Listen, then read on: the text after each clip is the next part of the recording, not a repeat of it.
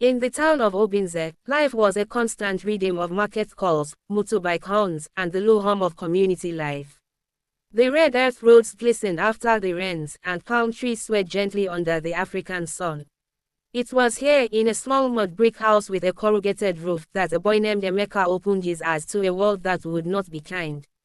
Emeka's parents had died when he was barely 5, leaving him in the care of his aunt, who struggled to feed her own children. He remembered the day clearly, the funeral drums echoing, the long walk to the cemetery, and the strange, heavy silence that followed. From that moment, he learned to fend for himself. He learned to move quietly, to watch and to listen. Despite the hardships, Emeka was bright.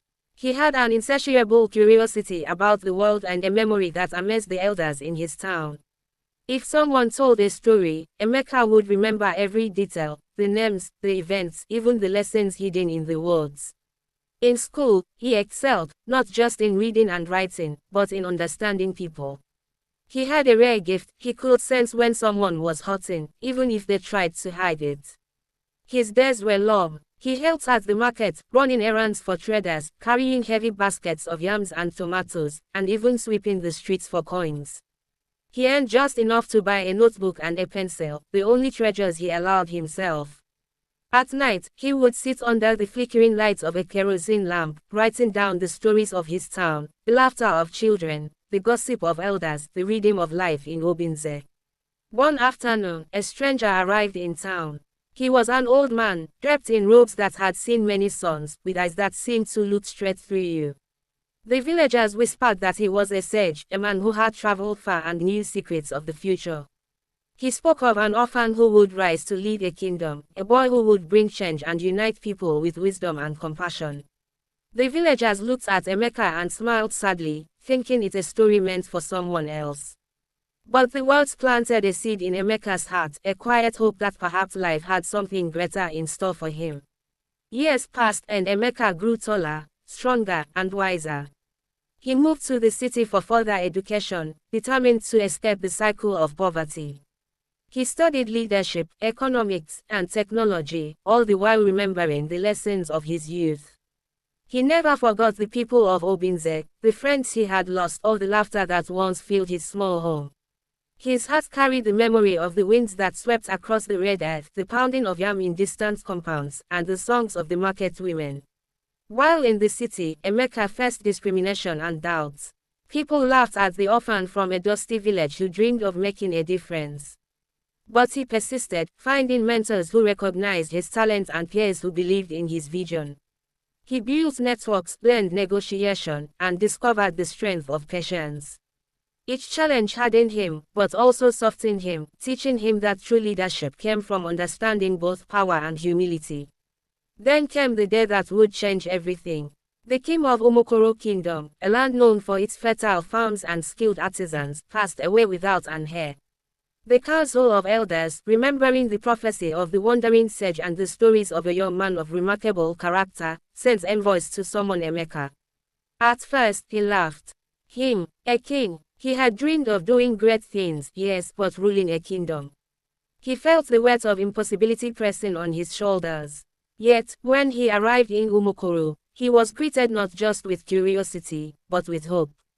The kingdom had grown tired of leaders who cared for wealth more than people. They needed someone who had experienced hardship, someone who understood the value of every human life. Emeka listened to the elders, walked among the farmers and artisans, and observed the kingdom with the same care he had once used to notice small details in Obinze. The council set a series of trials to test his wisdom, courage, and compassion. One test took him to the farthest village, where a flood had destroyed homes and crops. Without hesitation, Emeka organized aid, distributing food and helping rebuild shelters. Another trial involved mediating a dispute between two rival clans. Using logic, patience, and empathy, he brokered a peace agreement that satisfied both sides. Finally, the council declared Emeka king. The coronation was unlike anything the kingdom had ever seen. Instead of a lavish display of wealth, Emeka asked that the celebration honor the people, farmers, traders, children, and elders alike. He wore simple robes, yet the people cheered, for they recognized in him the qualities of a true leader. As king, Emeka modernized Umukoro while respecting its traditions. He built schools, encouraged entrepreneurship, and introduced technology to help farmers track crops and access markets. He improved healthcare and made education accessible to all, believing that the strength of a kingdom lay in its people. But despite the grandeur of his position, he never forgot the lessons of his past. He still walked among his people, still listened to their concerns, still remembered the dusty streets of Obinze. Years later, when travelers came from distant lands to study the kingdom, they marveled at its harmony, prosperity, and fairness. And when children asked him about his life, King Emeka would smile softly and say, "I was once just a boy who walked the dusty streets, carrying baskets and dreams." Never forget that even the smallest spark can grow into a light bright enough to guide a kingdom. Emeka, the orphan boy who had never imagined kingship, became a legend, not because he was born to power, but because he had earned it with courage, wisdom, and heart. After his coronation, Emeka stood on the palace balcony, looking out at Umukoro Kingdom. The sun dipped low over the red earth, turning the sky gold, and he felt the weight of his new rule pressing on his shoulders. He was no longer just a boy from Obinze, he was a king.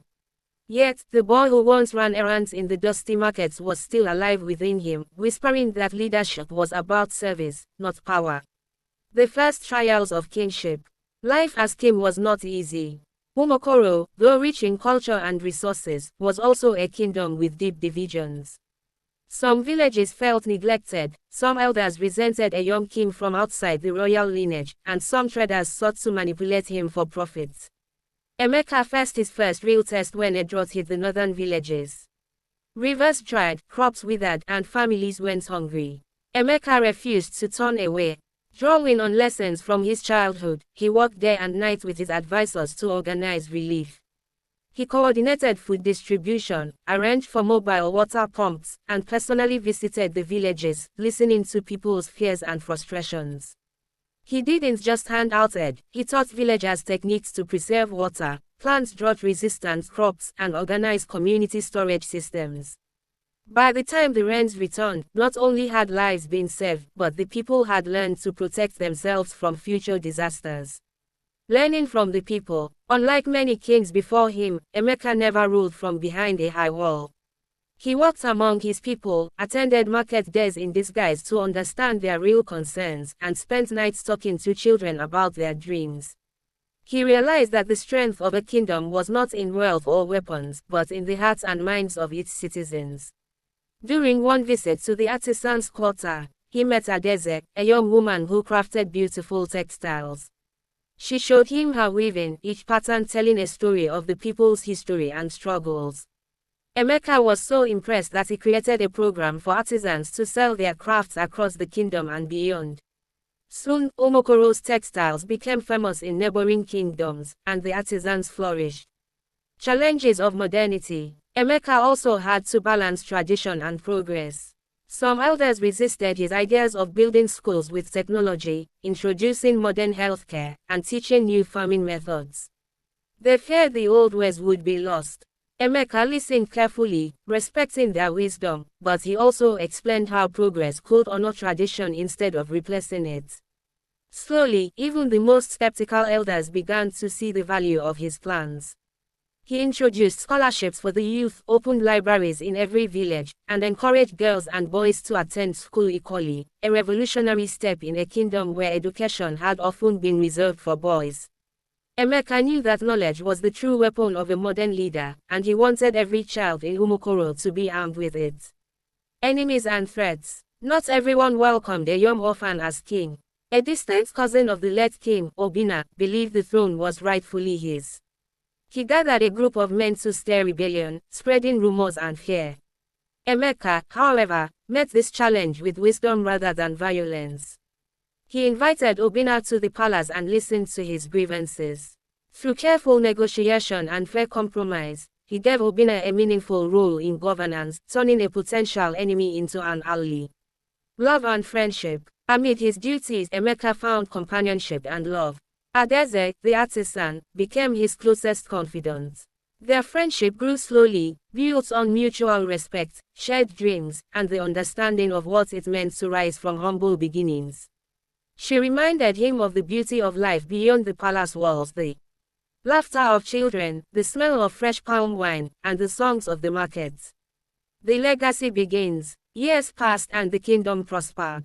Roads connected distant villages, schools nurtured brilliant minds, and healthcare improved the lives of thousands.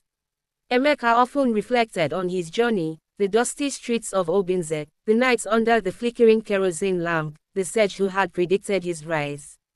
All of it had shaped him, teaching him that true leadership came from empathy, courage, and humility.